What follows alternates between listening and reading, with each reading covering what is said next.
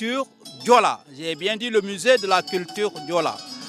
Donc, le musée, le matériel, c'est ça. Quelques matériels Diola que j'ai amené pour représenter. Voilà le matériel de la récolte du vin de palme.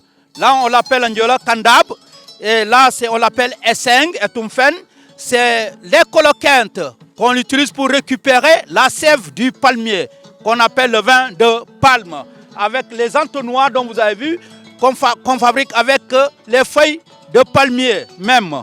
Avec ça, le récipient que vous avez vu là, c'est là on verse le vin de palme et avec ce gobelet, on l'utilise pour boire. Pour vous faire savoir, le Diola aime toujours être ensemble. Une seule personne ne peut pas rester dans ce récipient, même si vous êtes 10, on s'assoit en société, on met le vin de palme dedans et on utilise ce gobelet. On l'utilise, mais avant de boire, il faudrait d'abord donner aux ancêtres. On se rappelle des ancêtres, donc verser un tout petit peu avant de boire. On l'appelle en Diola Hukobot. C'est pour cela qu'on dit on est très unis, le Diola. On n'est que le seul Hukobot représente ces 10 personnes. Et là, c'est la pêche. Pour vous faire savoir, le Diola était toujours un pêcheur. Et ça, cette nasse de pêche, on l'utilise le mois d'octobre pour pêcher le petit poisson qu'on appelle en Diola Balanaï.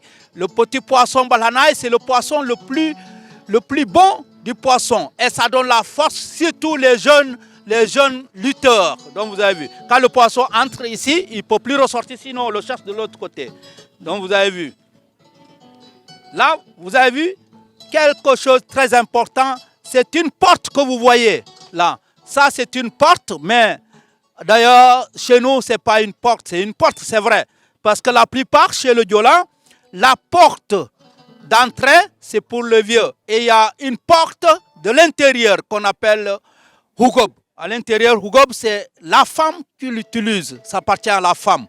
Tandis que dehors, c'est l'homme. On l'appelle Kadjunkut. Pelele. Donc, quand on dit Pelele, c'est la porte. Mais quand on dit Kadjunkut, c'est le cercueil. Donc, ça sert deux choses. Donc, si le vieux meurt, si c'est l'homme qui meurt, on utilise ça pour son cercueil. Celui de la porte de devant. On l'utilise pour le cercueil. Mais si c'est la femme qui meurt, on utilise la porte de l'intérieur pour faire le cercueil. Donc, quand on fait le cercueil, on l'amène au cimetière. C'est sûr, si on arrive là-bas, donc il y a sa maison du dernier de mort. La maison, on utilise ça comme porte de son dernier de mort au cimetière. Et donc, nous, chez le Diola, le sol ne touche jamais le corps du mort. Car c'est ça qui est la porte de l'intérieur. Donc, vous avez vu. Voilà. Et les photos que vous avez vues qui sont accompagnées, là, vous voyez, c'est le roi Sibilé de Moulomp. Il y a dans le département de Souy, chaque village presque a son roi, la royauté. Les royautés sont différentes. Mais nous, ici, moi, je suis de Moulomp. Ça, c'est mon roi, le roi de Moulomp, du village de Moulomp. Il s'appelle Sibilé. Et la royauté est arrivée au village de Moulomp en 1665 que la royauté de Moulomp a existé. Jusqu'à 2020, on a eu un autre nouveau roi. Donc, de 2665 en 2020. Donc, vous avez vu. OK? C'est lui qui est là. Il a son siège avec son balai. Il ne quitte jamais son siège et le balai. Il est toujours ensemble avec ça, son balai. Et là, c'est quand il a pris un premier ministre, il a utilisé, c'est lui qui tape le tam-tam sacré d'abord avant que les autres continuent à taper. Tandis que ça, vous voyez ça, c'est un outil très important chez nous. C'est seulement, on l'utilise pour les bons lutteurs. Quand ils meurent, tout le monde, toute sa génération va tenir ça et ils vont faire un jugement envers lui. Ils vont se vanter envers lui ce qu'il a fait de son vivant à sa mort. Et aussi, ils sont plus forts que lui, ils sont plus faibles, ils le diront par là. Donc, quand vous voyez une croix comme ça, et on va l'enterrer avec, au cimetière, on va placer ça. Vous savez que c'est quelqu'un qui est mort, un homme qui est mort. Voilà. Ce que vous voyez là sont des instruments de lutte. C'est là pour la lutte traditionnelle. Donc la lutte, ils portent ça sur leur tibia.